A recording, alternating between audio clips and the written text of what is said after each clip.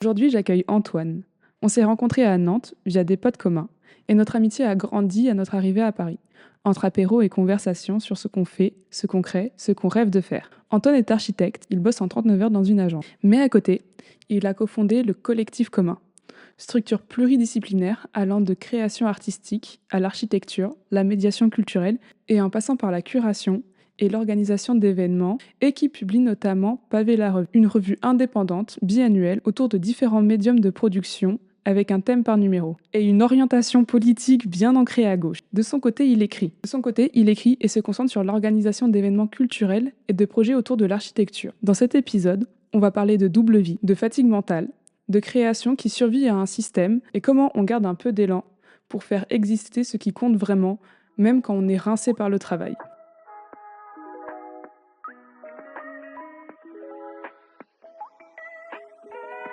Bonjour Antoine, Bonjour. je vais te laisser te présenter un petit peu de ton parcours. Déjà merci, ça fait très plaisir d'être enfin sur un podcast. Moi qui écoute beaucoup de podcasts tous les jours, là c'est une première. Du coup, moi je m'appelle Antoine, je suis originaire de Nantes, j'ai 26 ans et je suis arrivé sur Paris il y a maintenant presque 2 ans. Du coup, comme tu as dit, on s'est connus par des amis en commun il y a des années et en arrivant sur Paris, on a passé de plus en plus de temps ensemble et à parler, création et tout ça. Et pour, me présenter un petit peu plus, je viens d'une famille plutôt, classico-classique, modèle familial avec, un modèle, paternel qui se barre au bout d'un temps et du coup, une famille qui subit une forme de déclassement social subi et une scolarité tout à fait classique, plutôt bon élève et du coup de là, j'ai fait, collège, lycée sur la zone nantaise et la question se posait de qu'est-ce que j'allais faire après? Parce que, en fait, j'étais en bac techno, STI 2D, pour ceux qui connaissent et de là, c'était soit l'ingénierie qui, de base, était ce qui m'intéressait parce que, dans les maths, dans la technologie et cetera très élitiste pour y rentrer et du coup, un peu, compliqué d'y accéder et j'ai eu la chance en fait de faire un partenariat avec, une association qui s'appelle l'Ardepa à Nantes, qui invite en fait les lycéens, à venir, découvrir ce que c'est que l'architecture en venant dans des journées, découvertes en école d'archi et c'est comme ça qu'en fait je me suis rendu compte que c'était peut-être ce qui m'intéressait, un truc un peu au milieu entre, l'ingénierie et l'architecture. Enfin l'ingénierie et l'art et du coup d'arriver à l'architecture. Donc voilà et puis, j'ai fait mes, 6 années d'études, donc une licence et un master que j'étalais en 3 ans à Nantes. J'ai essayé d'y rester un petit peu, mais compliqué. Du coup, j'ai bougé à Paris et me voilà. Ok. Alors, pour les noobs, les gens qui n'y connaissent rien, en quoi ça consiste d'être architecte? Parce qu'on parle souvent de maison d'architecte, ou enfin, c'est un peu un métier obscur. Donc, toi, qu'est-ce que c'est que l'architecture et toi, qu'est-ce que tu fais dans l'architecture? Alors, du coup, l'architecture, faut le voir un petit peu comme, un peu un iceberg. En mode, oui, on aura toujours les questions autour de verres entre potes et cetera, de oui, on sera celui qui construira la maison des amis ou de la famille et tout. Mais en fait, c'est c'est une partie minime du travail dans le sens où c'est ce qu'on découvre en fait en école d'archi, même en faisant les portes ouvertes ou en découvrant, on se rend pas compte de tout ça. Mais il y a, beaucoup de sciences, il y a beaucoup d'histoire, il y a de la sociologie. En fait, les projets, ils sont adaptés à chacun et du coup, dans ce sens-là, c'est, de la création et donc on peut raccrocher ça aux arts. C'est que, OK, il y a de la clientèle et cetera. Enfin, il y a une forme de contrat, mais on doit, comprendre les besoins de la personne et les adapter et puis tout ça se modifie aussi selon nos inspirations, les éléments qu'on défend, enfin les valeurs qu'on défend et ce qui nous plaît et ce qu'on arrive à comprendre d'un client. Donc voilà et puis, moi personnellement, j'ai fait des études d'archi mais j'ai fait quelques studios de projet donc par, semestre, des cours plus, focus sur, l'urbanisme et de là, en fait, en arrivant à Paris, j'ai intégré une entreprise où c'était, en fait, de l'urbanisme et du paysagisme. Donc j'ai quasi mis de côté le côté construction de bâtiments et en fait, je me suis occupé surtout d'espaces publics, donc qui va être, les rues, les squares, les grands parcs et cetera, et puis, en fait, c'est quelque chose qui me passionne et voilà. J'ai parlé dans l'introduction que tu écrivais, en dehors. Qu'est-ce que tu écris concrètement et qu'est-ce que tu fais en dehors, de tout ça? En quoi ça consiste? J'ai d'abord commencé à écrire, en fait, dans le cadre, de l'école d'archi, donc dans le cadre universitaire, pour de la recherche universitaire, basiquement. Dont un premier sur, enfin des premières recherches sur le banc comme étant un outil politique, genre le banc, dans l'espace public, et après enfin de la recherche sur 1 an et demi, sur d'autres sujets, et en fait, j'aimais l'espace que ça me laissait d'écrire, de prendre plus de temps, de développer un propos, et sans pour autant éviter le conflit parce qu'en fait on s'oppose à d'autres pensées, à d'autres, visions, mais de pouvoir, prévenir aussi, tous les contre-arguments, sourcés et cetera, et de fil en aiguille, je me suis ouvert en fait à de l'écriture plus de l'intime qui pendant longtemps, je disais que c'était juste des textes, et un ami m'a martelé quand même à mon ancien coloc, que c'était des poèmes, et au bout d'un moment, oui, j'ai accepté ce terme-là. Moi, ça me faisait peur, mais parce que on y reviendra sûrement, mais syndrome de l'imposteur comme jamais. Et ouais, en fait, parler de soi, c'est, un moyen aussi de parler de société et de poser une forme de critique, d'éveiller, les esprits sur certains sujets, et à partir de là, ça s'est développé sous différents supports, de différentes manières, à différents moments. Tu disais que tu avais écrit notamment sur le banc, mais du coup, est-ce que tu penses que l'architecture est un métier artistique? Et parce qu'en fait, parfois, on peut avoir du mal de voir où est l'art, hem, dans l'architecture.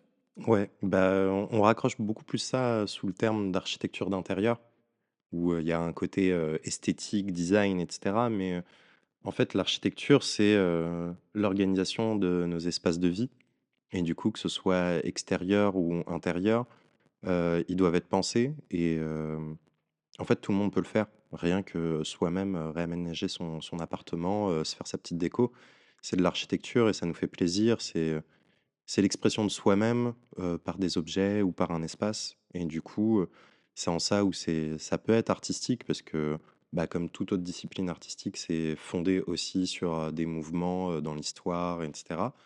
Hem, mais c'est vrai qu'il a une enfin, l'architecture a une place un peu particulière dans le sens où on voit beaucoup plus le côté, maths, la technique, des ingénieurs, alors qu'en fait, bah, les architectes travaillent avec des ingénieurs, mais nous, on n'a pas du tout de mathématiques à faire dans le quotidien, ou alors très ponctuellement, et c'est beaucoup plus sur de la création. Alors avec plein de règles, et cetera, qui sont bien plus, restrictives que dans de la production artistique, type de la peinture ou de la photographie. Mais, on se fait plaisir quand même, même si ça paraît, très minime. Il y a quand même beaucoup de contraintes, techniques, notamment en urbanisme. Heu, est-ce que tu crées dans la contrainte ou tu fais partie des gens qui ont vraiment besoin d'être libres? Tu veux que je parle de bordure, en fait, pendant Je une veux que heure, tu c'est parles ça? de briques. Super. Alors les briques, non mais, ouais, c'est un métier qui est contraint, et en fait, qui est même pas forcément contraint par nous parce que, si on nous laissait le champ libre, on ferait des folies. Enfin, littéralement, c'est le nom que ça a dans, par exemple, des parcs paysagers. Il y avait des architectes, 19e, 20e siècle, qui étaient payés pour faire des folies, et c'est un bâtiment qui n'a aucun programme, juste tu te fais kiffer et tu fais ce que tu veux.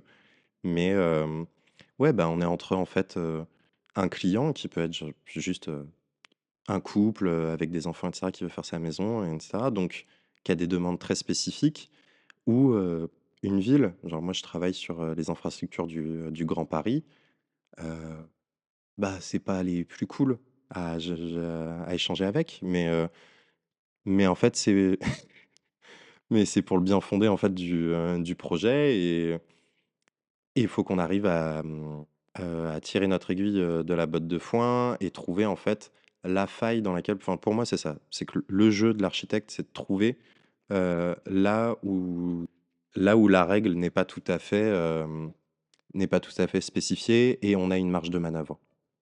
Actuellement, ton métier pro, c'est très frustrant ce que tu vis, du coup, cette contrainte, plus technique.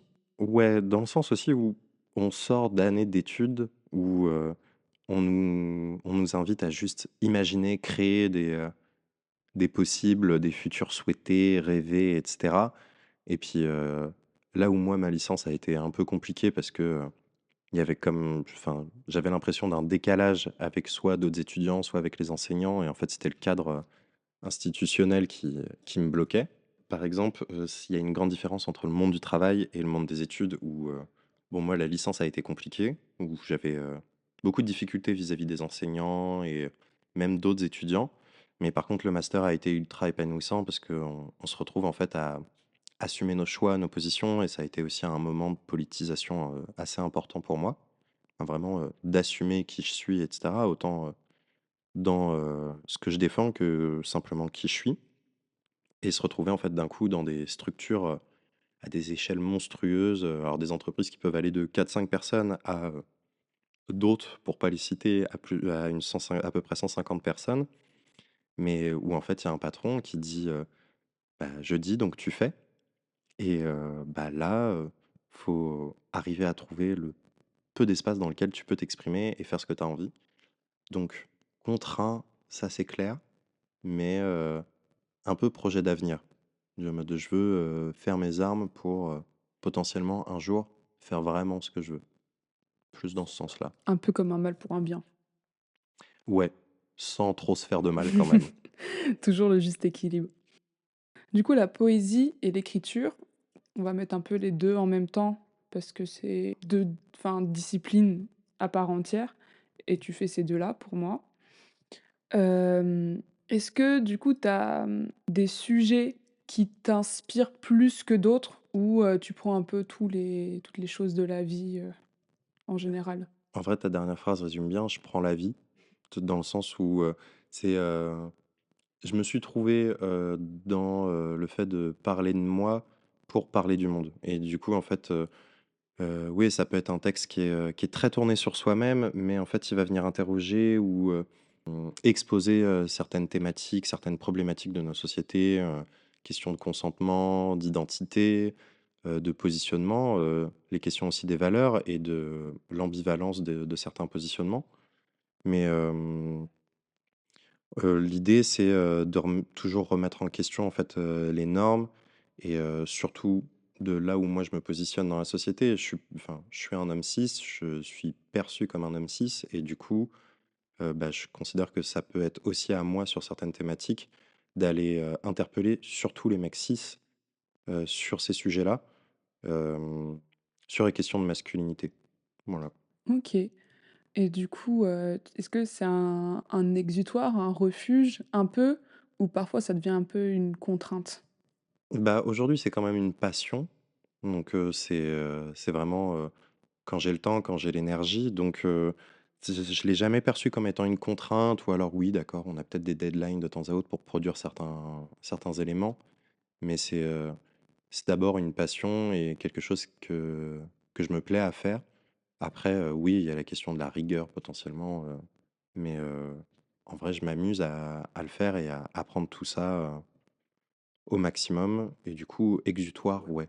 OK. Le cracher pas forcément une forme de haine contre la société, mais plus, un énervement sur certaines positions, sur, certaines personnes enfin qui voient pas le mal dans leurs blagues mal placées et cetera ou juste que, bah, un mec n'a pas à performer toujours une forme de masculinité au point d'en arriver dans la question des mecs toxiques ou de l'incel et cetera, mais que on peut, vivre en tant qu'homme, s'épanouir en tant qu'homme cis, au-delà de ce qu'on nous a construit à devenir.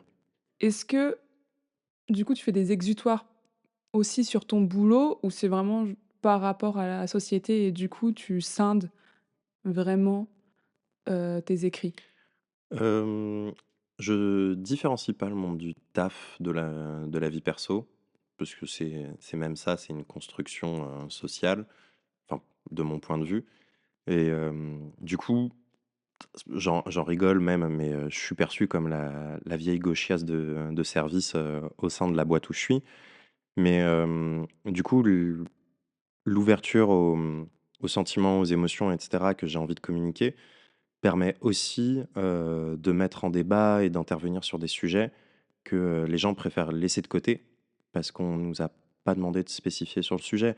L'intégration de certaines populations, dans l'espace public, et encore une fois, je retombe sur mon putain de banc, mais le banc, c'est un lieu, enfin, c'est un mobilier urbain, hem, que tu laisses appropriable par les personnes et du coup, bah, c'est aussi le principe du mobilier urbain, anti-SDF. C'est d'abord sur les Oui, c'est à bancs, ça que je voilà. pensais.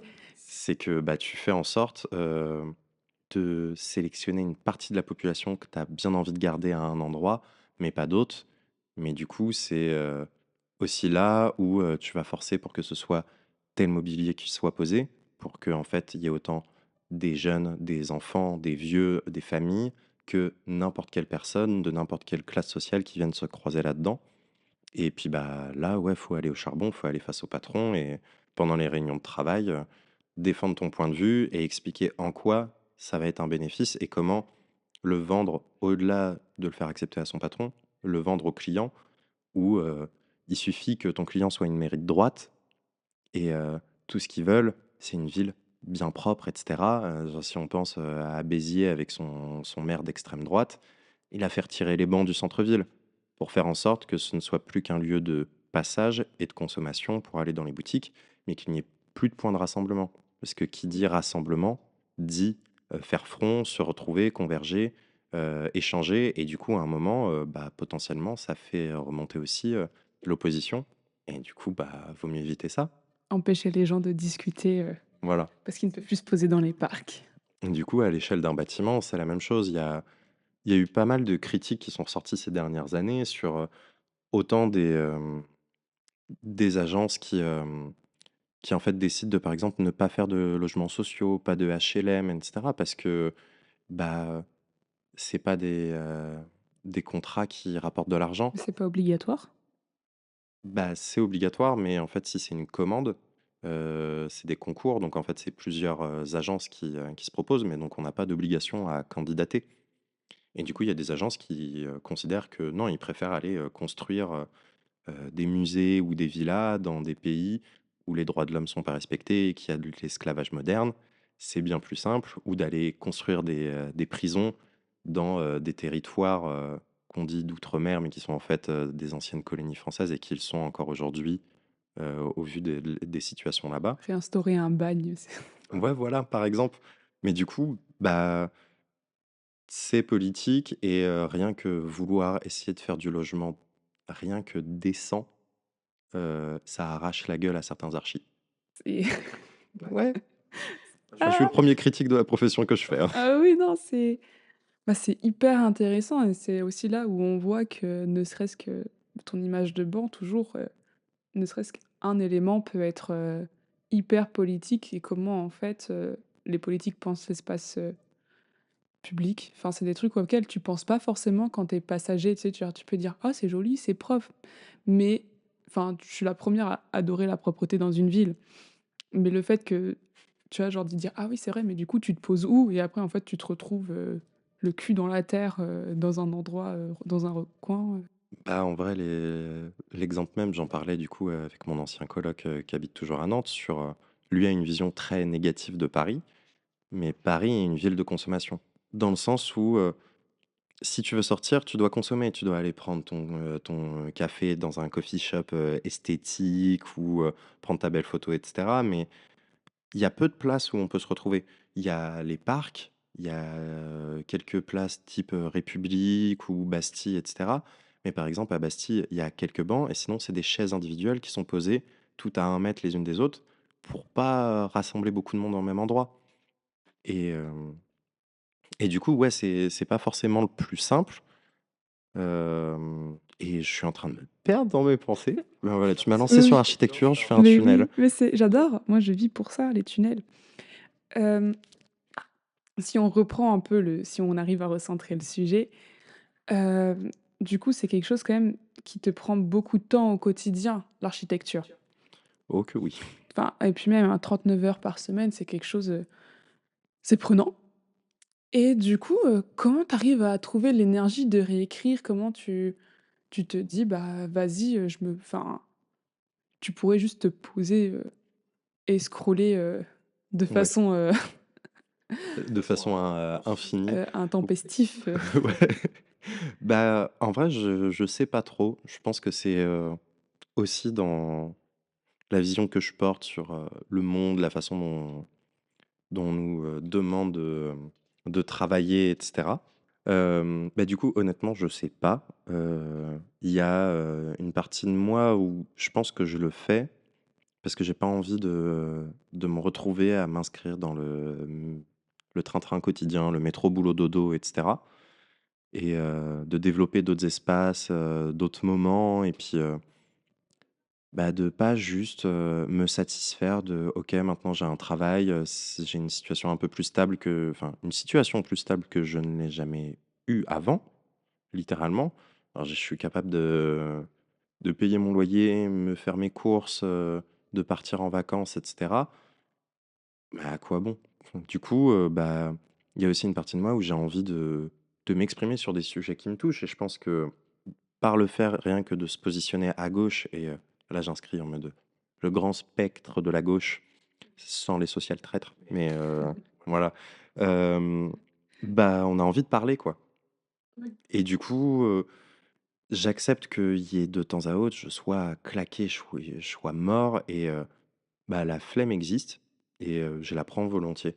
Il y a des moments où juste ne rien faire, c'est agréable et bah, ça pour moi, ça se résume à se faire, à manger, moi j'aime bien cuisiner, me regarder un film ou 2 ou 3 ou en fait passer la journée devant une série ou juste m'enchaîner plein de films et c'est ressourçant et puis en fait, il y a d'autres moments où tu as envie d'être créatif, tu as envie de bouger donc moi ça peut être l'écriture, ça peut être du coup l'organisation de projets culturels, sur la revue par exemple Pavé ou sur plein d'autres choses, des expos, des événements en tout genre et puis, rien que faire, se monter la tête à se faire des projets, bah, ça te fait vivre et ça te fait sortir du cercle dans le enfin du schéma dans lequel on nous pousse à nous inscrire depuis qu'on est petit en fait, tu étudies pour travailler et tu travailles pour, en fait, bah, travailler. Bah, non, en fait, là, on a enfin l'occasion de pouvoir faire d'autres choses et de militer en un sens parce que l'art est politique, donc ça nous permet de prendre ces espaces-là. Oh, tu répondu à 2 questions d'un coup. Oh waouh! Tu m'as perturbée. Hem, oui, l'art est politique et c'est actuellement très dur d'en vivre, mais surtout de la poésie parce que c'est, je trouve, un art qui a un peu disparu, qui commence à revenir et toi, je voulais voir, est-ce que tu penses qu'un jour ça pourra suffisamment revenir sur le devant de la place pour pouvoir vivre de la poésie? Moi, personnellement, je pense pas que je pourrais vivre de la poésie même si j'en rêverais, mais parce que je veux pas faire que de la poésie. En fait, j'ai envie de toucher à tout. Pour moi, l'architecture reste quelque chose d'important dans ma vie et j'ai envie de passer, plusieurs heures par semaine à faire des projets, à différentes échelles et je trouve ça hyper important parce que, bah, je pense que ça se voit de la façon dont j'en parlais avant. Il y a des choses qui me motivent dedans, que j'ai envie de continuer et de développer. Mais apporter la question du sensible, de exprimer les sentiments, c'est peut-être là-dessus où la poésie reprend un peu de la place ces derniers temps dans, les sujets enfin, dans les domaines des arts. Parce que, bah, il y a toute une partie de notre enfin, ouais, globalement notre génération qui veut s'ouvrir aux sentiments et aux émotions et sauf que, bah, parler de ses faiblesses, de ses fragilités, de ses craintes, Heu, c'est pas donné à tout le monde de, se dire: «Bah, je vais l'écrire dans un bouquin, dans un roman, dans un vrai livre». Du coup, bah, une feuille de papier et puis c'est parti Et puis, bah, du coup, pour, la question sur, est-ce que j'ai envie d'en vivre, un jour? Dans le fait de toucher à tout, c'est la question de partir peut-être en freelance à un moment, mais, bah, de là où je proviens, je sais, les enfin l'aspect ultra compliqué que ça peut être financièrement de se lancer. Et du coup, il y a beaucoup de choses qui me font dire que, bah, aujourd'hui, ça va rester une passion. Si ça le reste toute ma vie, ce sera super. Mais, mais ouais, que ce soit, le matin, je vais, en sortie photo et cetera parce qu'en fait, j'ai envie de faire un ouvrage où, c'est un diptyque entre, une image qui se tient toute seule, qui raconte une histoire et un poème qui complète, mais qui aussi vit sa vie. Bah, je peux faire ça et en fait, après je vais en rendez-vous client, pour, faire une maison ou un appartement ou je ne sais quoi et puis, bah, le soir, en fait, on est en montage d'exposition et on fait du coup, de la scénographie. Enfin, globalement, j'ai envie de toucher à tout et c'est compliqué en même temps et c'est que je suis en train de me défaire aussi de tout ce qui était syndrome de l'imposteur et le fait d'être légitime ou pas, en fait, tout simplement. Parce que, je viens pas d'une situation familiale, d'une classe, sociale dans laquelle, en fait, il y a ce rapport-là au monde. Du coup, se dire que oui, j'ai le droit, c'est compliqué et je pense qu'il faut qu'on se le martèle un peu tous les jours. Oui et puis, trouver, ce que tu aimerais plus, c'est de trouver un équilibre, plus fort entre tes différents morceaux de vie pour pouvoir en fait, en faire qu'un seul. Mmh. C'est Bah, plus c'est se ça. regrouper En avec fait, toi-même. c'est compliqué de se dire que, je suis obligé de bon, j'arrondis à 40, mais c'est globalement 40 heures semaine, de passer 40 heures, dans la semaine, plus les trajets matin et soir pour aller, au taf et en fait, à côté de ça, se saisir des petites, miettes de temps libre qu'on a pour, faire d'autres choses dans lesquelles, en fait, on croit fondamentalement parce qu'on pense que ça a un bon fond et que ça vaut quelque chose. C'est compliqué, mais, ça fait rêver et puis je pense que c'est, aussi on est dans la tranche d'âge où je pense qu'on commence à se construire des rêves qui sont en vrai atteignables. Là où, en tant qu'étudiant, on peut se monter la tête rapidement en se disant qu'on va devenir, je sais pas, des stars ou, enfin peu importe, mais, où on est encore très détaché de la dure réalité de la vie et de ce que ça représente à un salaire, moins les charges, moins le loyer, moins la bouffe, moins, rien que, un verre à Paris en fait.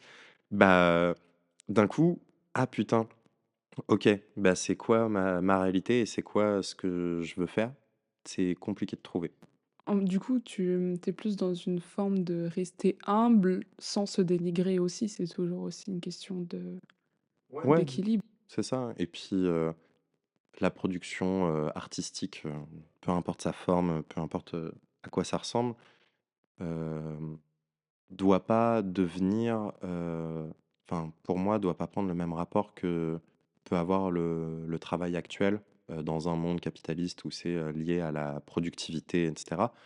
Effectivement, faut, payer sa bouffe et tout, Penser à survivre. ouais, voilà, mais c'est penser à survivre, mais faut aussi accepter de vivre à côté de ça et du coup, c'est pas le moindre temps libre, je vais faire quelque chose, d'artistique. Je parlais de la flemme, mais, je vais aussi faire des sorties avec des potes, je vais aussi, m'enrichir de rencontres, enfin me construire, une vie et découvrir ce que c'est, bah, c'est génial et je pense que ce que je fais aujourd'hui en production artistique n'aurait pas ce sens-là et n'aurait pas ces formes-là si ça prenait pas source dans, qui je suis et je suis une construction, de rencontres et cetera avec plein de personnes, d'abord familiales puis amicales et puis, de gros cons de droite qui sont en face de moi et qui me donnent envie de gerber et contre qui j'ai envie de me battre. Oui. Est-ce que ce serait ça ton conseil pour un adelphes de pour pas te cramer? Imaginons, tu as un petit frère ou une petite sœur, quel serait ton conseil pour pas se cramer et réussir à balance, le tout? Je dirais s'écouter. Alors c'est bien beau de le dire, là comme ça parce que en vrai, je suis, en plein dans ce, entre guillemets, «processus» de, découvrir ce que c'est que de s'écouter et de pas se cramer parce que, en mélangeant, différents traumas ou juste en mode, des peurs, fondamentales qui m'ont construite, bah, je me donne beaucoup et je me donne trop et au point de plus m'écouter et du coup, que ce soit des situations, des tafs ou des personnes, hem, je me retrouve à me faire utiliser ou en tout cas à ne pas être respecté et du coup, pour moi, c'est ça. C'est d'abord, faut s'écouter et c'est pas être individualiste que de s'écouter. C'est important pour faire le bien autour de soi. En fait, faut d'abord aller bien avec soi-même ou être dans ce cheminement-là pour participer au bien. Après, évidemment, on a des périodes très basses, etc. Et c'est normal, mais elles ont le droit d'exister.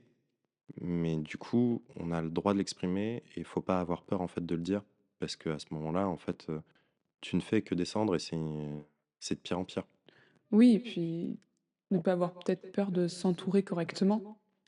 Ouais, ouais, Je en pense grande que partie. ça peut être aussi, quelque chose d'important Mmh. de pouvoir aussi se reposer sur des personnes justement comme tu dis, quand il y a des moments plus down, être OK et dire: «Bah, je peux compter sur toi», Ouais, ouais, ouais. Puis je pense, bah, du coup, on est dans la même tranche d'âge. On a plus 20 ans, mais on n'a pas encore 30 ans. On est tous à des moments de vie un peu différents. Il y en a, enfin, ça y est, il y en a qui se marient autour de nous. Yeah.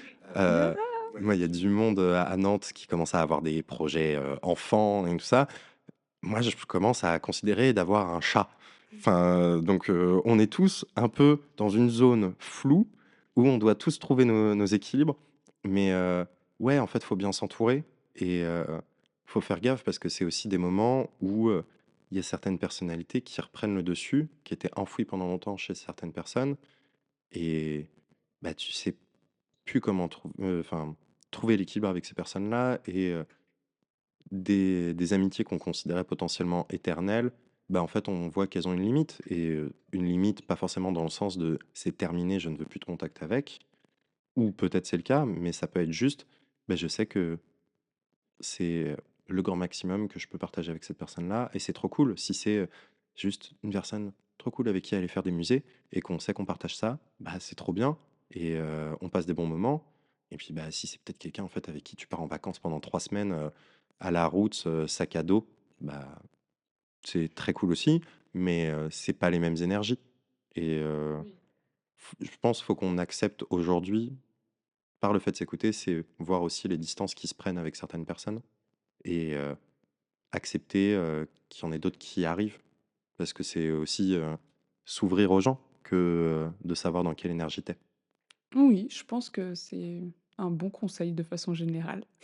Elle était peut-être un peu brouillon mon explication, mais T'inquiète, la voilà. magie du montage, ça sera moins brouillon. Ça se trouve de toute façon, c'est toujours plus brouillon quand OK, on discute comme ça que quand on écoute. OK, C'est la très sensation bien. du brouillon, elle est, pour tout le monde, pour l'instant.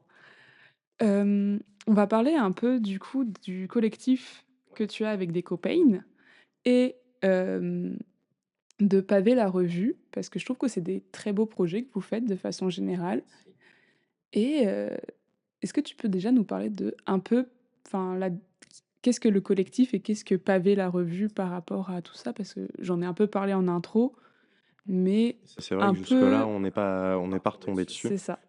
Hem, Bah, à l'origine, en fait, c'est, une bande d'amis.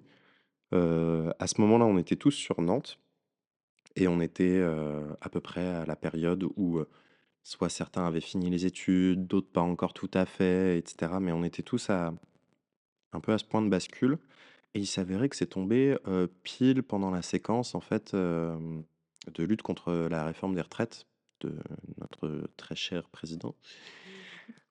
Voilà. On lui envoie pas des bisous. Voilà, exactement. Mais du coup, on était tous, impliqués de différentes façons dans des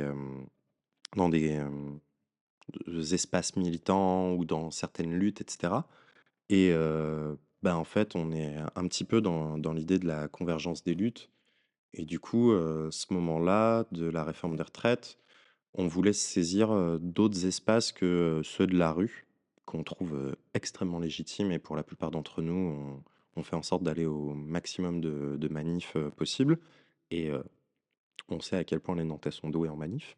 Surtout pour déchausser le tram. Ouais, ouais, c'est un peu le sport régional quand même. Mais ouais, du coup, on voulait prendre un espace différent et bah, du coup, ça se croise exactement au moment où moi, je commençais à découvrir ce que c'était que l'écriture. Mon colocataire de l'époque, Maju, heu, qui va probablement écouter ce podcast, à qui je fais un bisou. Enfin, lui était déjà beaucoup dans l'écriture et dans une forme, d'essai politique. Beaucoup plus, là-dessus et en même temps à tout un autre rapport, sur la question de l'intime, de la personne et cetera, de l'identité, qui faisait que, on s'entraînait un peu là-dedans et avec Mathis à côté et Lou, bah, en fait, on avait, des croisements de différentes pratiques qui faisaient que, soit par nos positionnements politiques, en fait, tout convergeait et bah, voilà, enfin, bon, en résumé, c'est, de l'intersectionnalité, mais on considérait que telle lutte ne surpassait pas une autre, mais qu'elle se su enfin, elle s'additionnait et que du coup, bah, de là, fallait qu'on prenne des espaces pour faire des passerelles entre. Parce que, quand tu es militant et que tu as le nez dans, certaines luttes, tu vois pas ce qui se passe juste à côté, que d'autres subissent, comme répression et cetera. Donc fallait prendre un certain moment et c'est de là qu'on s'est dit: «Bah, vas-y, on fait un bouquin». Alors le bouquin, c'était un zine en fait, c'était un fanzine, donc on avait une quarantaine de pages, plus ou moins format A5 et à un moment, on s'est juste retrouvés pour discuter en se disant: «Bon, qu'est-ce qu'on fait? OK, on a envie d'écrire, on a envie de mettre des textes, on a envie de mettre des photos, on a envie de mettre des dessins, on a envie de passer des idées. Pour quand est-ce qu'on le publie?» Et puis on s'est dit: «Vas-y, on le fait pour le 1er mai». Donc date symbolique, dans lutte de classe et cetera et bah, on s'est rendu compte que c'était un mois après et du coup, en fait, on s'est fait un rush absolu. Moi, j'étais, en plein semestre pour passer mon diplôme. Il y en avait d'autres qui commençaient leur premier taf. Enfin, c'était un bordel monstre. On se faisait des journées à rallonge, en plus des heures à rallonge des cours. Mais en fait, on s'est, éclaté à le faire et on a eu des super bons retours. On l'a vendu pendant le 1er mai en manif. On se baladait avec, il y avait des inconnus qui nous demandaient ce que c'était. On leur faisait un petit speech de ce qu'on voulait raconter dedans. Ils nous le prenaient et puis en vrai, sur la couverture, on avait noté 01, genre numéro 1, mais on savait pas du tout si ça allait continuer. C'était, une expérimentation, un test, un kiff. Ça avait été, entre guillemets, «bricolé avec le cul» et bon maintenant je pense que c'est bon, il y a prescription. On l'avait fait imprimer gratos, à la reprographie de mon école. Enfin, il y avait un truc où on a, heu, on a juste bidouillé et en fait ça nous a plu et on s'est dit: «Vas-y, on continue». Et de là, bah, on s'est dit: «Bah, il nous faut une structure, administrative» parce que, bah, très rapidement l'impression et peut-être que ça arrivera après, mais ça peut coûter cher et du coup on se disait: «Bah, peut-être qu'à un moment il faudrait qu'on ait des subventions» ou rien que le fait de, bah, si on vend des trucs, faut qu'on puisse les encaisser et bah, du coup il nous faut un compte bancaire et sauf que, bah, pour ouvrir un compte bancaire, c'est soit via un de nos comptes, enfin une de nos personnes, sauf que, bah, on peut pas faire porter cette responsabilité-là au vu de certains textes qui sont dedans ou certaines positions.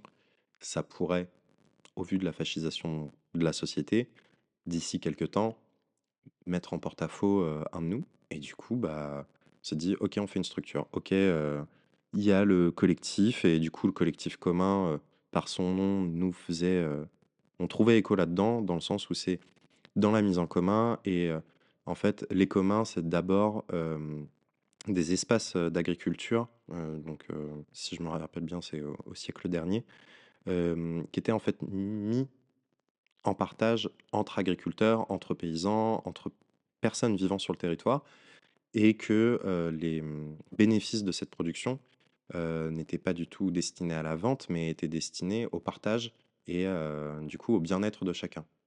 Et du coup, on s'est dit: «Bah, cette structure-là, elle nous permet aussi de faire rencontrer les gens et de partager, un nos compétences, nos expériences et de faire rencontrer d'autres personnes».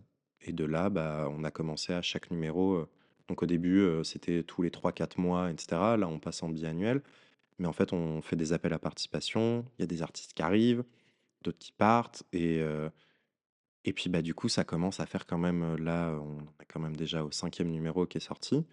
On a fêté nos 2 ans et puis, bah, on a envie de continuer et de diversifier les projets. Autant du côté archi, moi j'ai fait de la scénographie, j'ai mis en scène des expos. Il y a peut-être des projets de scénographie de théâtre. On a envie potentiellement de faire un podcast. Enfin voilà, plein Ouh, de trucs. Ouais, bonne voilà, bête je coquetière. tease parce que c'est plein de projets qu'on ça fait déjà plus d'un an qu'on en parle, mais il y a un besoin de structuration avant, malgré tout, parce que, bah, aujourd'hui, la moitié du collectif habite à Paris, l'autre à Nantes. Donc il y a aussi, à devoir s'organiser et sur les statuts, comment on fait pour ne pas reproduire les schémas que la société nous pousse à reproduire et s'en extraire. Donc on s'est beaucoup basé, nous, dans notre fonctionnement, sur la sphère militante, ce qui peut être, par exemple, dans les structures syndicales ou dans les groupes autonomes ou de la gauche, sur le fait que c'est complètement horizontal, il n'y a pas de hiérarchie, c'est pas à la majorité, mais à l'unanimité que sont votées les positions et les orientations du collectif.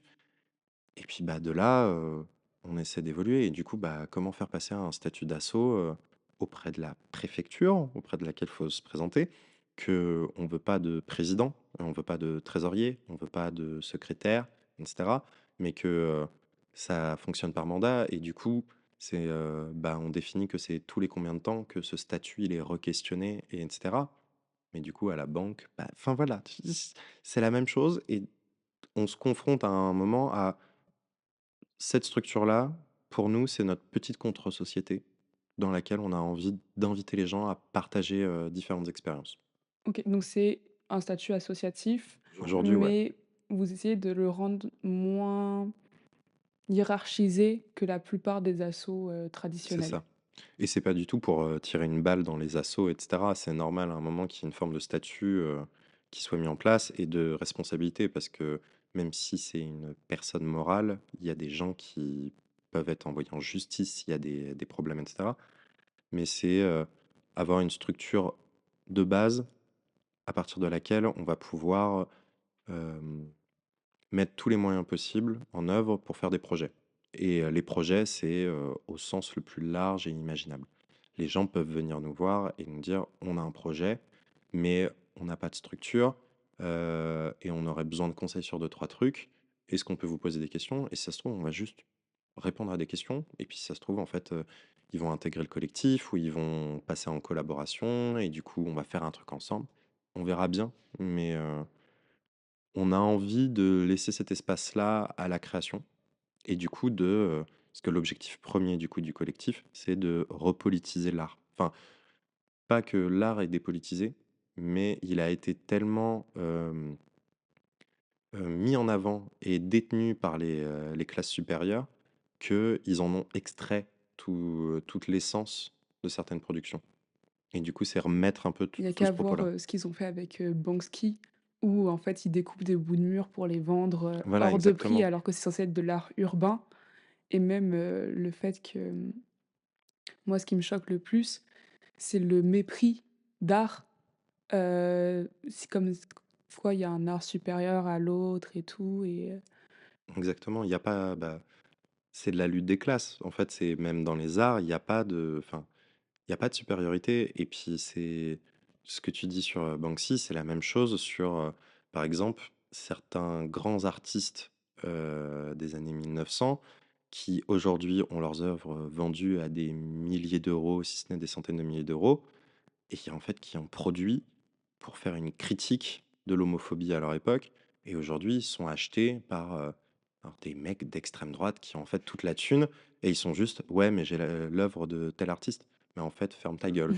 Ce enfin, c'est, essayer, de modifier l'histoire et de créer leurs propres propos et c'est aujourd'hui la grande lutte, c'est de se dire en mode: «On doit se battre contre un récit qu'ils essaient d'instaurer et modifier l'histoire».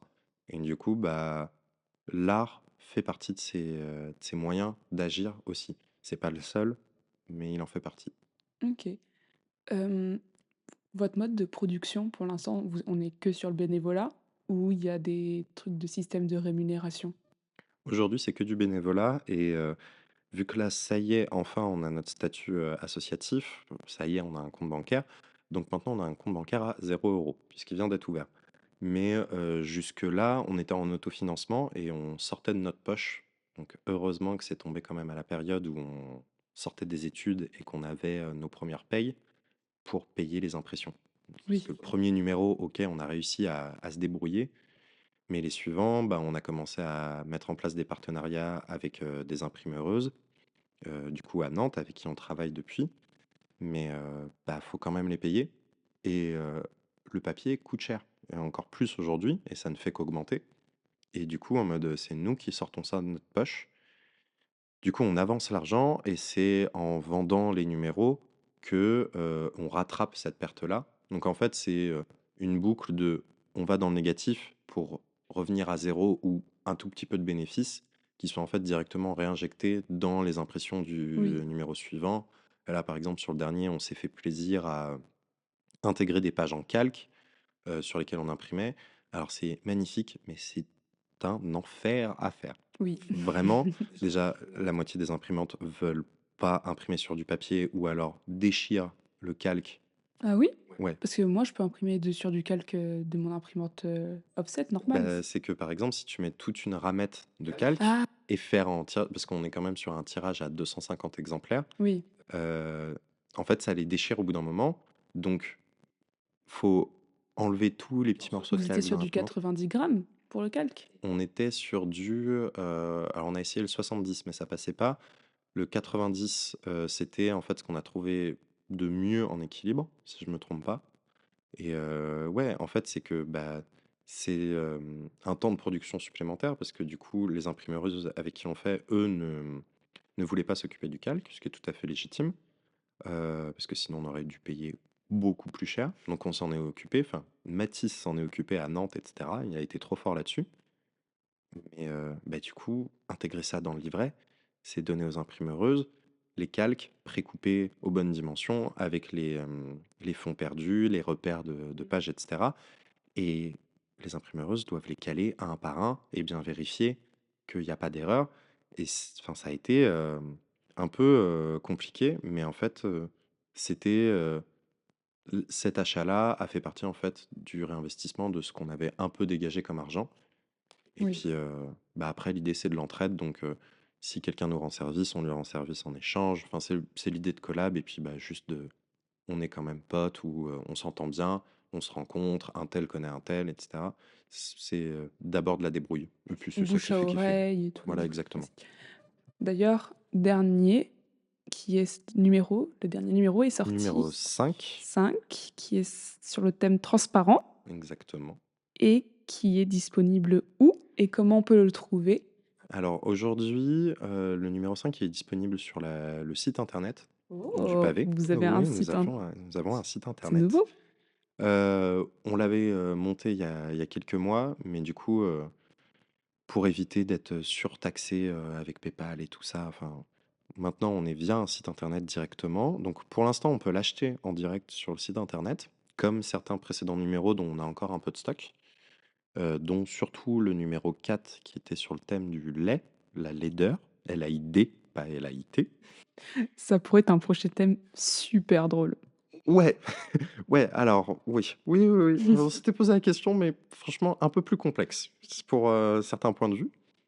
Mais du coup, de là, aujourd'hui, c'est sur le site internet et à partir de septembre, on va réapprovisionner les librairies avec qui on travaille. Donc à Nantes, c'est globalement presque toutes les librairies indépendantes. De toute façon, c'est pas dans les grands groupes, etc. Ça, on boycotte. Mais dans toutes les librairies indépendantes de Nantes et à Paris, à partir de septembre, on va refaire un petit tour. Vous pouvez encore en trouver quelques exemplaires, si je me trompe pas, à Violet Co à Paris et au Palais de Tokyo, à la librairie du Palais de Tokyo. Mais on va réapprovisionner. On a aujourd'hui une douzaine de librairies partenaires et l'objectif, c'est d'au moins en avoir une vingtaine, si ce n'est 25. Mais sauf que on est indépendant, donc on doit faire du porte-à-porte. Et additionner ça à un 40 heures semaine, et ben voilà. La sieste doit être confortable. Ouais, Le coma. ouais, à peu près. Pourquoi tu parles depuis le début de d'édition indépendante? En quoi c'est important d'aller dans des librairies, dans des éditeurs, indépendants aujourd'hui plus qu'avant? Bah, déjà, il y a une, liberté d'expression, qui est quand même plus grande et que c'est, alors malheureusement pour moi, on parle de librairies indépendantes quand en fait elles ne s'intègrent pas dans des grands groupes. Sous-entendu, il n'y a pas de censure. Parce qu'aujourd'hui, il y a une forme de holding et il y a certains, grands milliardaires, français, type, Bolloré et cetera qui rachètent, un peu partout plein de choses, les médias, Monsieur Sérin, on vous parle? voilà et pour servir leur idéologie et leurs objectifs politiques et du coup, bah, c'est pas en arrivant avec une revue, de gauchias pour rigoler, mais en mode une revue positionnée à gauche qui parle autant de questions queer que de questions, sur, la répression policière et sur plein d'autres types d'oppression. C'est pas chez eux qu'on va le faire, sauf qu'en fait, c'est eux qui ont le poids de, imprimer en grand enfin, un grand nombre de tirages, d'être distribués dans un peu partout en France et du coup, bah, les librairies indépendantes, rien que dans le nom, elles sont indépendantes, donc elles font ce qu'elles veulent et du coup, bah, c'est grâce à elles qu'on existe aussi. Parce que c'est elles qui, alors qu'on est personne, on a un pauvre petit numéro, genre on a quarante pages, on est, 4 pélos à Nantes, on se balade et on fait: «Bonjour, on a imprimé un truc, est-ce que, vous voulez bien le vendre?» Eux doivent se faire vivre dessus, donc ils prennent un pourcentage. Nous, tout ce qu'on attend, c'est que notre pourcentage qu'on garde, il nous permette de couvrir juste les frais, qu'on a eu à dépenser. Mais du coup, bah, c'est ultra compliqué aujourd'hui pour les librairies indépendantes, encore plus depuis que la Fnac, et cetera ont pris le dessus. Mais, je suis en train de me perdre, mais l'idée, c'est que, faut aller là-bas parce qu'il y aura une plus grande diversité de production et que c'est grâce aux librairies indépendantes et aux lieux culturels, type, tiers-lieux et cetera, qu'on peut retrouver un peu dans toutes les villes et dans même, les zones rurales aujourd'hui, que les petits artistes vivent. Oui, c'est aussi donner de la force à des gens qui sont moins connus, surtout que vous, comme tu disais auparavant, vous fonctionnez par appel à projet, donc c'est plein de petits artistes, heu, notamment sur Instagram, hein, vous recrutez principalement par Instagram. Ouais, complètement. C'est aujourd'hui que par Instagram que passe notre Enfin, vous ça permet aussi de mettez en avant d'autres artistes et c'est pour ça que la revue est aussi, pluricause, je sais pas trop comment dire. ouais, En fait, c'est que ça, comme chacun rajoute son grain de sel, exactement. ça permet d'avoir plusieurs sujets avec plusieurs personnes légitimes pour parler de chaque cause. Oui, c'est ça, parce que enfin, c'est pas moi qui, en tant que mec cis, va faire un texte, soit sur la queeritude ou, sur les personnes trans. Enfin non, ce n'est pas mon rôle, mais par contre, heu, que je participe à la production de cet ouvrage, bah, ouais, il y a peut-être certaines librairies de prime abord, même si elles sont indépendantes, chacun a ses constructions sociales. Ils vont préférer voir, un mec, petit moustachu et cetera qui va se pointer et qui va faire, l'artiste perché qui fait: «Ouais, on a fait un petit zine avec les potes et cetera, est-ce que ça vous tente?» et mais en fait, sauf que, bah, il y a d'autres moments où c'est d'autres personnes qui ont cette place-là à prendre et bah, du coup, peuvent aussi la prendre via cette revue-là. En tout cas, nous, on le considère et on n'est pas là pour, les remplacer. Au contraire, ils ont le dro enfin, l'idée, c'est qu'ils puissent vivre complètement par cette revue-là et les rendre plus visibles à un moment et puis, en fait, qu'ils fassent leur life et qu'ils s'éclatent dans leur production. Donc ça peut être sur tous les sujets et ouais, c'est compliqué à mettre en place, mais une fois que ça se lance, c'est génial de se rendre compte que d'un thème genre transparent, par exemple, pour reciter le dernier, bah, il y a des gens qui se l'approprient, collectivement, en parlant de société et du regard des gens posés, par exemple, sur certaines formes de handicap et en quelle forme il y a de discrimination dans nos sociétés, sur, par exemple, le handicap invisible. Tandis que d'autres vont le porter beaucoup plus sur un propos lié, à sa propre personne et du coup, la transparence de l'être, enfin de la personne, qu'on a l'impression d'être invisible ou qu'on est invisibilisé dans nos sociétés. Et bah, tout le monde se rencontre et en fait, ça fait un mélange que. Et du coup, ça fait un mélange qu'on trouve Trop bien. Moi, il y a un truc qui me fascine en tant que personne dyslexique, c'est comment tu commences à écrire. Genre, toi, tu t'étais juste dit: «Je prends un papier, un crayon et j'écris». Tu écris sur ton ordinateur, tu comment on commence à écrire? Bon, alors, je dois avouer que je n'ai pas du coup, alors, dans ce cas-là, je vais dire problème, mais c'est pas un problème, la dyslexie. Mais en tout cas, j'ai pas été confronté à la dyslexie. Je sais qu'il y en a d'autres dans le collectif pour qui l'écriture peut être compliquée en certains sens autour des erreurs d'orthographe, de lecture, etc., ou d'expression. Mais moi, personnellement, ça a été prendre un carnet et un crayon et juste ne jamais le lâcher. Et il est juste là au cas où j'ai envie de cracher quelque chose sur le papier. Si c'est un gribouillis, un dessin que j'essaie de faire dans le métro ou une phrase qui me passe par la tête, je vais l'écrire, point. Si ça en reste là, ça en reste là et on verra par la suite. Après, c'est, bah, c'est le truc de s'écouter, en fait. C'est le prolongement d'essayer d'aller mieux, c'est, s'écouter et du coup, bah, quand j'ai quelque chose qui me traverse, au-delà de juste l'avoir en tête, je vais le poser sur le papier et bah, en fait, d'une petite ligne où il y a 4 mots qui sont posés, bah, en fait, j'ai envie d'écrire un truc derrière et en fait, je développe une pensée et puis un positionnement et cetera. Oui, tu balayes pas juste l'idée et presque tu transformes en carnet intime jusqu'à ce que ça se transforme Ouais, en complètement. quelque chose. Ouais, c'est ça. C'est vraiment plus, essayer et puis il faut le garder pour soi, en fait, pendant longtemps. Enfin, faut pas le penser comme étant un projet à diffuser.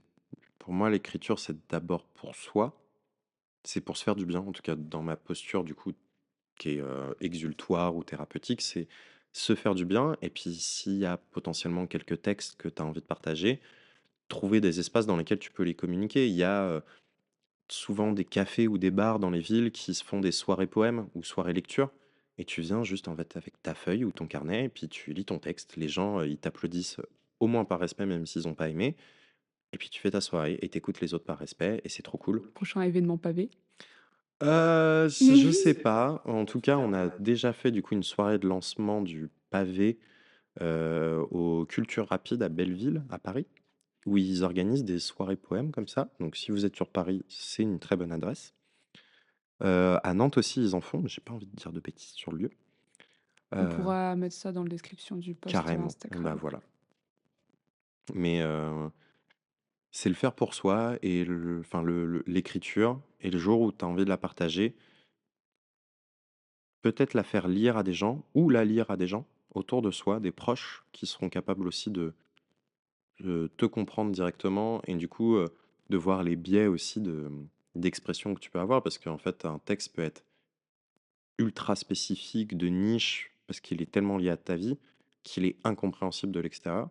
Et puis, bah, si en fait, il reste juste comme ça parce que c'est ça que tu veux, fais-le. Enfin, faut, s'extraire de l'élitisme et Oui, c'est pas la même chose que d'écrire un roman. Enfin, on entend tous parler des grands écrivains, qui se font, une résidence pendant un mois, coupés du monde, sur leur ordi, à avoir leur routine, le matin je fais ci, je fais ça, puis je me mets sur l'ordi, je travaille j'écris 2 heures. 3000 mots. Voilà.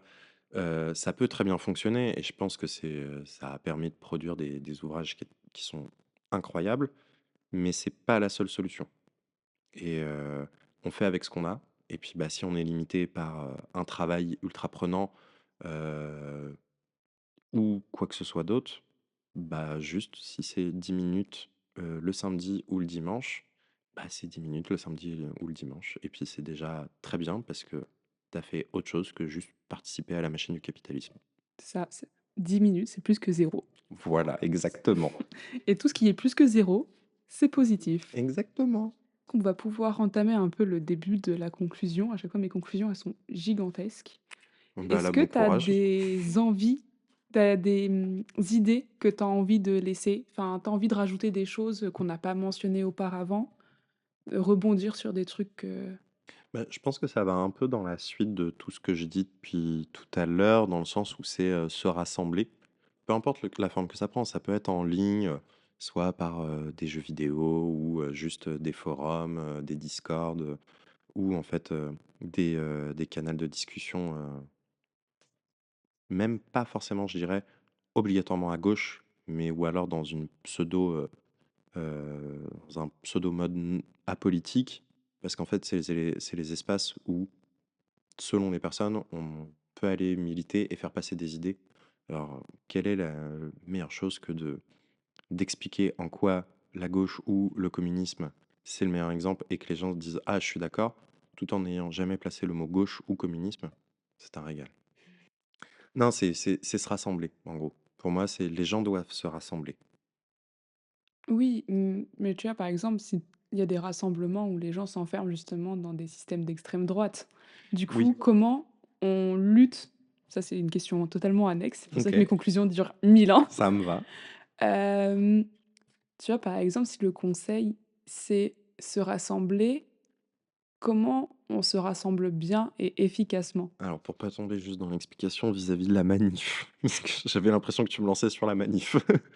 Hem, Plus, là, on va dire comment en une mmh, phrase, on va te contenir à une phrase, heu, tu choisis tes espaces ouais, pour pas te radicaliser mmh, dans une forme ou une autre, heu, allant, selon toi, contre le bien commun. Elle est complexe cette phrase. hem, ouais et en même temps, on pourrait en faire des Thèse. heures, ouais, on pourrait faire des heures de podcast et cetera. Mais, c'est s'écouter et trouver aussi, les espaces dans lesquels on pense pouvoir communiquer, échanger et défendre, son point de vue. Ça sert à rien d'aller juste à la baston avec l'extrême droite. On ne discute pas avec l'extrême droite, on la combat, déjà. Moi, je pense, point. Allez, hop, c'est fini. Non, mais c'est, se rassembler, mais avec un objectif d'ouverture. C'est pas, on se rassemble avec telle personne et telle personne et on s'arrête là. Non, c'est toujours être ouvert à, en fait, une personne qu'on voit un peu sur le côté. On va essayer d'établir le contact, que ce soit en physique ou via les plateformes. Bah, peut y avoir, un petit moment où il y a un échange. Si on voit que ce n'est pas possible, on s'arrête là. Mais, c'est pareil dans les groupes militants. On va tous, vouloir, défendre, notre position exacte, mais en vrai, on est d'accord sur 80 à 90 des positions et OK, on a 10 différents, rien que juste chez les communistes, il y a tellement de chapelles que on pourrait y passer des heures, mais fondamentalement, ils sont d'accord sur certains trucs et pour moi, c'est, on va mettre certaines de nos différences mineures de côté pour s'assembler. Même nous 2, on n'est probablement pas d'accord sur tout exactement au mot près. Et je pense qu'éviter la pureté militante, Voilà. un piège dans lequel faut pas tomber dès que tu es militant, en fait. Ouais, c'est ça et puis, même sans se poser le terme militant, si ça se trouve, ça peut être juste, ça peut, juste être dans, l'échange avec une personne, où tu es en mode: «OK, bon, je suis pas tout à fait d'accord avec cette personne-là, mais je vais pas non plus arrêter d'échanger ou la bloquer complètement». Il y a peut-être un monde dans lequel on peut coexister et mutuellement, s'apporter pour, défendre des valeurs qui nous paraissent être importantes parce que, bah, tout le monde a le droit de vivre et d'exister dans ce monde et de façon, égale. Voilà. C'est le mot égal et équité est importante, plus que égalité. Merci de la correction. Est-ce que tes écrits, tu les publies, quelque part? Ou pour l'instant, tu les gardes tous pour toi et tu les publies juste dans Pavé la revue? Alors pour l'instant, les seuls, écrits que j'ai faits et qui ont été publiés ont été faits au travers de la revue Pavé, donc 1, 2 ou 3 par numéro. L'objectif, c'est de sortir, prochainement, dans les mois à venir, un projet, de poèmes minutes, si on veut se référer un petit peu à une forme de poème, qui viendrait fonctionner avec des photos que je prendrais, aussi de mon côté et hem et ouais, l'objectif, à plus long terme, c'est d'écrire vraiment, pour le coup, peut-être un livre, un texte, j'en sais rien, mais un truc qui prendrait plus de place, plus de pages. Mais parce que, il y a beaucoup de choses sur la masculinité et sur, le patriarcat que j'ai envie de sortir et de développer. OK. Et ça, je ne sais pas du tout, dans combien de temps ce sera, mais c'est des trucs que je gribouille dans mon coin. Il y en a une partie, au quotidien dans mon carnet et puis, que je retranscris sur l'ordi et on verra. OK. Mais Du coup, aujourd'hui, c'est, un peu mixte. pour l'instant, est-ce qu'on te suit toi et Pavé la Revue? Alors, on a 3 comptes Instagram à suivre à ce moment-là. Le 1er où il y a le plus de followers, c'est celui du pavé. Donc, c'est, @pavé_la revue, tout attaché. Le deuxième, c'est Collectif commun, donc, qui est rattaché, en fait, dans la bio du pavé la revue. Comme ça, vous le trouvez hyper facilement. Et moi, mon Insta qui, aujourd'hui, est mon Insta perso, mais qui va tranquillement se transformer en, aussi, ma page sur laquelle je montre mes productions. Donc comment, présenter du poème, et cetera. Ça, c'est un grand sujet. Mais c'est du coup, mon Insta perso qui s'appelle du coup @ajppbg. Voilà, qui sont en fait tout basiquement mes initiales. Eh beh, je mettrai ça à l'écrit Et parce que ce bah, vaut sera mieux. parce que là, pour que les gens, ils retapent après dans Exactement. la barre de Bon recherche, courage. c'est mort. Est-ce que je sais que oui, tu as des recos, bibliographiques de façon générale? Alors oui, j'ai, noté ma petite médiagraphie. Non, en vrai, je l'ai fait très courte De toute parce façon, tout ce que que tu mentionnes sera noté dans la description du post, Instagram. un plaisir. Bah, du coup, déjà sur les podcasts, je vais pas recommander des podcasts qui sont sur les plateformes classiques, genre, Spotify, Deezer et cetera, mais la plateforme de podcast, Spectre, qui est en fait, une, enfin, une boîte de prod ou en tout cas une structure de podcast qui fait, mais un taf monstrueux et incroyable. C'est enfin, un gros respect à eux. Donc très ancré à gauche et qui vient, de temps à autre développer des sujets très pointus. D'autres fois, c'est vraiment de la presque de la vulgarisation pour, comprendre certaines thématiques qui semblent très, dures, quand on s'y confronte la première fois et de temps à autre des interviews, des entretiens avec, des gens, des sphères militantes ou, juste, d'associations et cetera et donc, Spectre, c'est vraiment génial et puis, petite découverte de ces derniers temps, que je me suis un peu bouffé dans tous les sens parce que j'aime quand même beaucoup l'histoire, c'est les podcasts, sur Spotify faits par Rivenzi, qui est en fait un streamer de base sur Twitch, qui sont, du coup les live histoires où en fait c'est des entretiens avec des historiens et qui pendant 2 3 heures, déblatèrent sur, la base de leur thèse et du coup, avec, pas mal de focus pendant pas mal de temps sur, la question du fascisme et de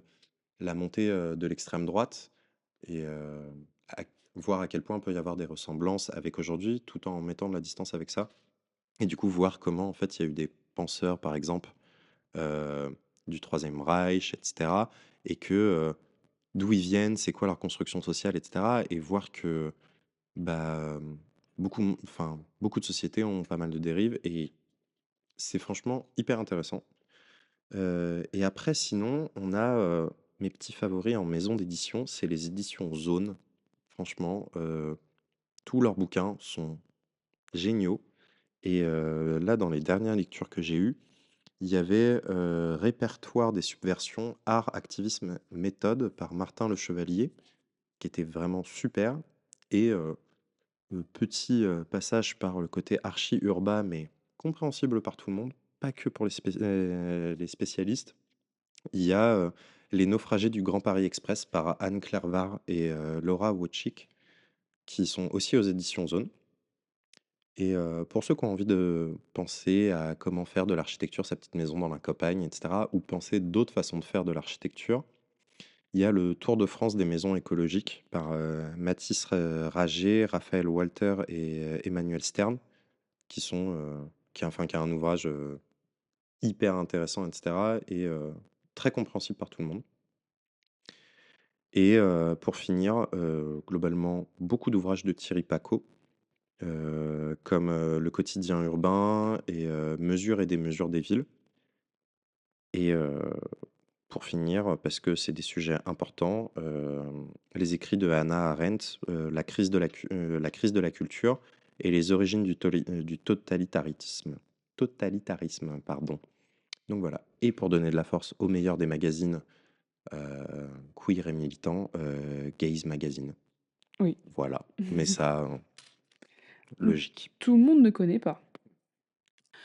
Je pense que je vais te remercier Mais pour, merci à toi. tout ça.